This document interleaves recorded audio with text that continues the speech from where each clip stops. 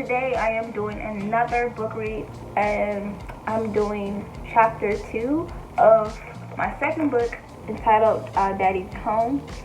If you don't know, Daddy's Home is about a young lady named Danielle Turner. Danielle Turner is a young lady who grows up in the city of Detroit.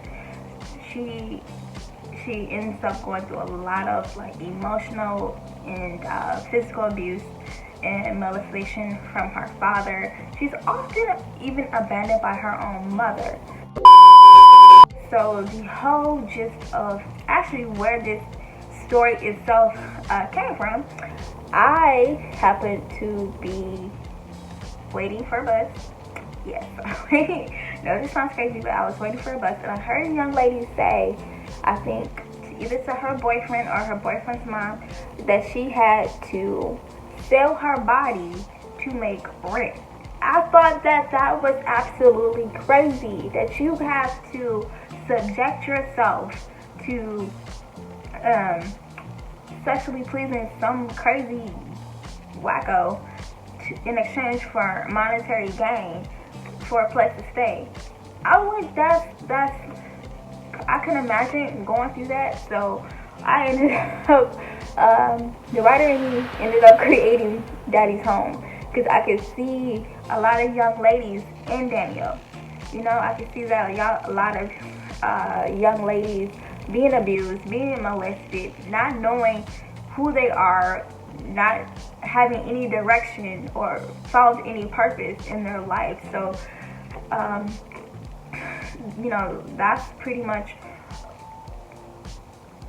what made me want to write this story. But last time I read the opening chapter of Daddy's Home, where you see where Danielle is getting abused and molested by her father.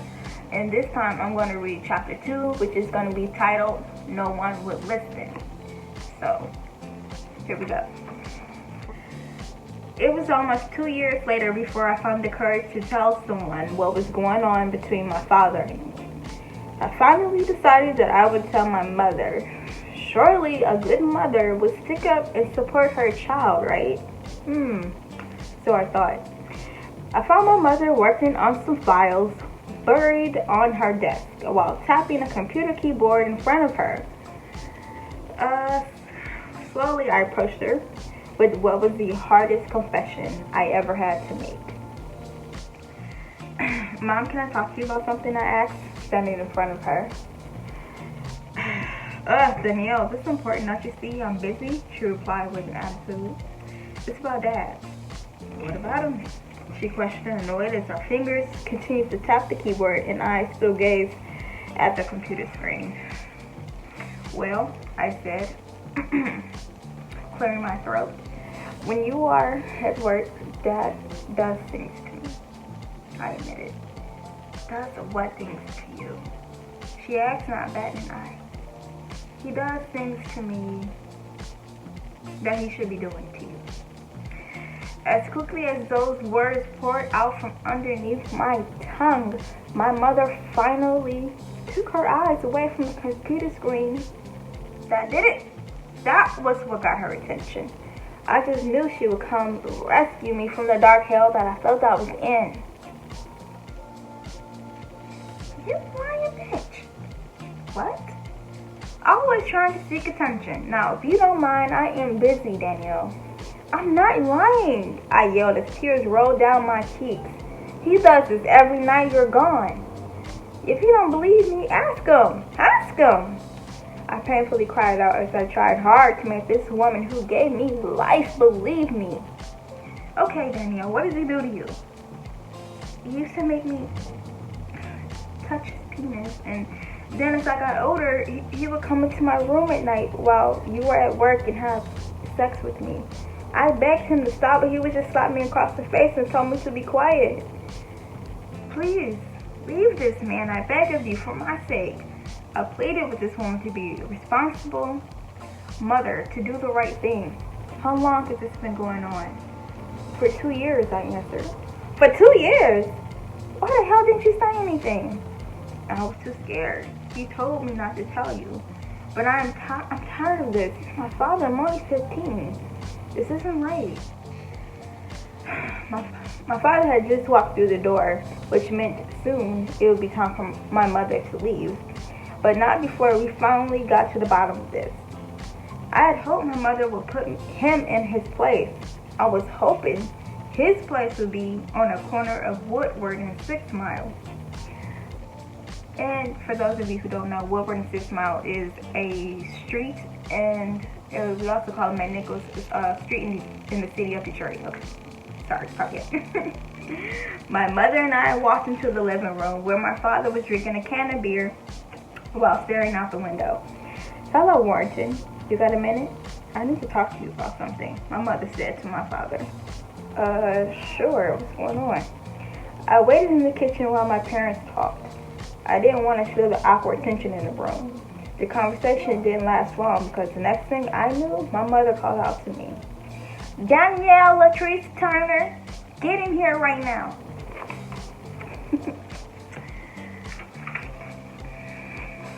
Yes, I said as I entered the living room. But before I could figure out what was going on, I was greeted with a hard slap across the face. I broke out in tears as I grabbed my stinking face.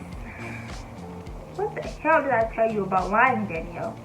He tells me you're going around being fast with boys at school and you wanted to cover it up before you got in trouble. Well, Danielle, I have no tolerance for this nonsense. You brought this on yourself. Stop lying. Are you acting out for attention or something? I'll believe you now. I swear, girl, I just don't know what's wrong with you. Mom, I'm not lying. I'm not messing with anyone in school. Mom, please believe me. Danielle, that's enough, my father interjected. I looked at him and rolled my eyes with anger. How dare he say I am lying? He was the cause of all of my pain. My mother grabbed her briefcase, gave me a disapproving stare, and walked out the door. I tried to run out after her. Mom, please, don't leave me alone with him. I beg you, please, stay home today. Danielle, please, get yourself back in the house. I watched her drive off in her car as I stood on the porch, too afraid of what to do next. I tried to sneak away down the street, but before I hit the stairs, my father called me back into the house. Oh no, I thought. Going against my gut feeling, I went back inside. I should have kept walking. He told me to shut the door behind me. His eyes were stern, and I could tell he was furious that I had told Mom about our dirty little secret. Didn't I tell you not to tell anyone? Didn't I? He repeated. Yes, I answered as my father hit me so hard across the face I fell to the floor. I'm going to teach you a lesson about keeping secrets. I watched him take off his belt. I tried to make a run for it and lock myself in my bedroom, but my father caught me halfway up the stairs. He dragged me to my parents' room, locked the door. He shoved me onto the bed and told me he was going to make me pay for telling on him. He pulled down my pants and forced himself inside me from behind. I let out small wails of agony and pain.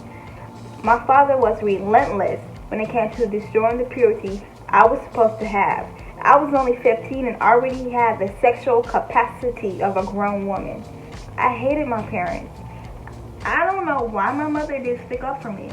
It was almost as if she knew what was going on between us, but didn't care. I hated my father for raping me because he would rather torture me instead of sticking his dick inside of some other older woman. My parents were too messed up as individuals, but why did my life have to suffer for it? Today, I have decided to take my life back. I thought, I had told my mother. She did nothing. There was no way on God's green earth that I would allow this to continue. I'm ending this once and for all, by any means necessary. Danielle Latrice Turner is getting a little piece of happiness that they took from me. My father's going to pay for being a sick, mentally disturbed pervert if that's the last damn thing I do. He finally tired himself out and collapsed on the bed, falling asleep. This sick bastard. I got myself together and quietly left the room as my silent cries shielded the pain I felt inside. but not before I grabbed one little thing from the top of the closet shelf. I unlocked the door as he laid in the bed, knocked out. I left with something that I knew was going to help me get my life back. And that is the end of chapter 2. With that, Danielle makes an attempt to tell her mother what's going on, thinking that her mother would be the one that would save her, to be the one that is protective, because the mother is supposed to protect their children. The mother is supposed to, that maternal instinct. But yet she realizes that her mother doesn't believe her. And her father has told her, don't tell anyone. And now she's gotten punished for telling her mother. And the point I want to bring up that, so many times within the black community, and I say black community because I'm African American, I don't know what goes on in other communities. So, many times in the black community, we often keep things like this hidden. So a lot of the times children grow up with so many psychological, mental, and emotional wounds and pain. If we don't seek therapy to heal that, it will kind of manifest itself into our adult life. So I think in the black community, we really do need to stop sweeping things under the rug. Within the black community, I know often we like to, whatever happens here stays here type of thing. We have to stop doing that. You cannot keep hiding things like molestation, things like abuse. With the stories that I write, I love to try to write realistic situations that everyday people can see themselves in. Like I said, when I heard the young lady say that she had to sell her body to make rent, I was thinking to myself, thank God, I've never been in that position, but I know there's so many other young ladies that have been in that position. So thus created Danielle Turner. So, I do hope that I can entertain you while shedding some light and people can see themselves in the stories that I write, and because that's the whole reason why I do it anyway. So, people can see themselves in the story and be entertained by the story. So, you guys, that's it. I just wanted to give you a read for chapter 2 of Danielle's story, Daddy's Home. And if you would like to continue to find out what's going on in Danielle's life, you can check out Daddy's Home at my website, JanaeMarieBooks.com, as well as my books are also available for Kindle and paperback at Amazon.com as well. Bye.